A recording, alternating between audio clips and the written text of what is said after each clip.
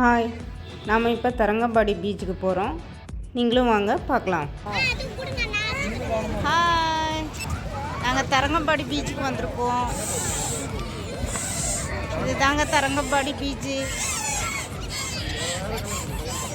தெரியுதுங்களா? இப்படி ஒரு அழகான பீச் இங்கே இருக்கிறது யாருக்கும் தெரியாது. படம் ஷூட்டிங்லாம் இங்கே நிறைய எடுப்பாங்க. Very nice பிளேஸுங்க. தரங்கம்பாடி வந்தால் இதை மிஸ் பண்ணிடாதீங்க. பிரிட்டிஷ் காலத்தில் கட்டின டேனிஷ் போட் இங்கே இருக்குது. அதெல்லாம் நான் காமிக்கிறேன். ஷூட்டிங்லாம் இங்கே எடுத்துகிட்ருக்காங்க. இப்போ அதையும் அப்புறம் காமிக்கிறேன் உங்களுக்கு.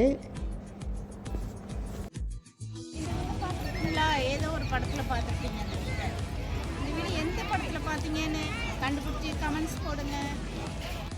இதுதாங்க பிரிட்டிஷ் காலத்தில் கட்டின டேனிஷ் போட்டு. பேக் சைடு தெரியுதுங்களா? பாறையில் கட்டின மாதிரி இருக்குது பாருங்கள். அதுதாங்க அந்த காலத்திலே எப்படி கட்டியிருக்காங்க பாருங்கள். 400 ஆண்டுகளுக்கு முன்பு நடந்த முக்கிய வரலாறுங்க இது. டென்மார்க் சேர்ந்தவங்க ஒரு சாம்ராஜ்யத்தையே நடத்தியிருக்காங்க. வாங்க பார்க்கலாம்.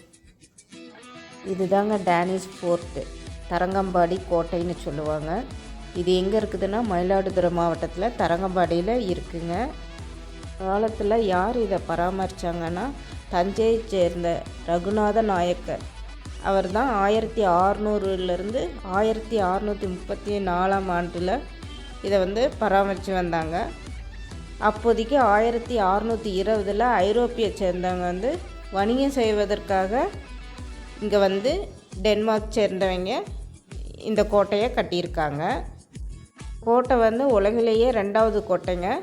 ஃபஸ்ட்டு கோட்டை 1616 டென்மார்க்கில் முதல் கம்பெனியை ஸ்டார்ட் பண்ணியிருக்காங்க. இது 2வது கோட்டை. அதுக்கப்புறம் டென்மார்க் சேர்ந்தவங்க தஞ்சையை சேர்ந்த ரகுநாத நாயக்கர்கிட்ட ஒரு ஒப்பந்தம் போட்டிருக்கிறாங்க 2 வருஷத்துக்கு குத்தகைக்கு. அது ஒரு வருஷத்துக்கு 4000ன்ட்டு. அதுக்கப்புறம் இங்கே வணிகம் செஞ்சு இங்கே இருக்கிற பொருட்களை வெளிநாட்டுக்கு ஏற்றுமதி செஞ்சுருக்காங்க. என்னென்னா மிளகு, துணிமணிகள், நிறைய பொருட்கள் இதெல்லாம் ஏற்றுமதி செஞ்சுருக்காங்க இங்கேருந்து. அதுக்கப்புறம் 1845 பிரிட்டிஷ்காரங்கிட்ட இதை ஒப்படைச்சிட்டாங்க.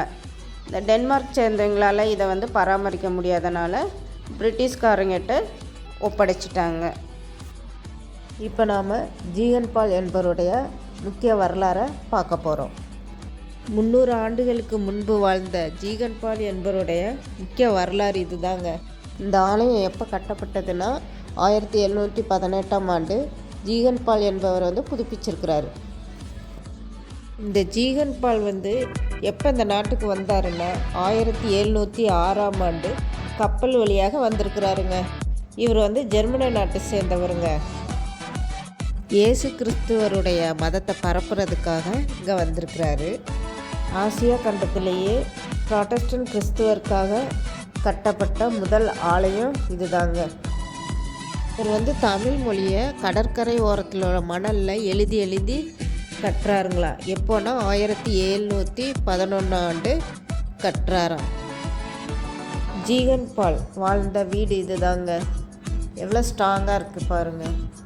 இது பிரிண்டிங் ப்ரெஸ்ஸுங்க. பைபிளை தமிழில் டிரான்ஸ்லேட் பண்ணி பிரிண்டிங் மிஷினில் தமிழ் அச்சிடப்பட்ட முதல் இடமும் இதுதாங்க. ஹாய், ஒரு ஷார்ட் ஃபிலிம் ஷூட்டிங் நடந்துகிட்ருக்கு. மிஸ் பண்ணிடாதீங்க. வாங்க பார்க்கலாம்.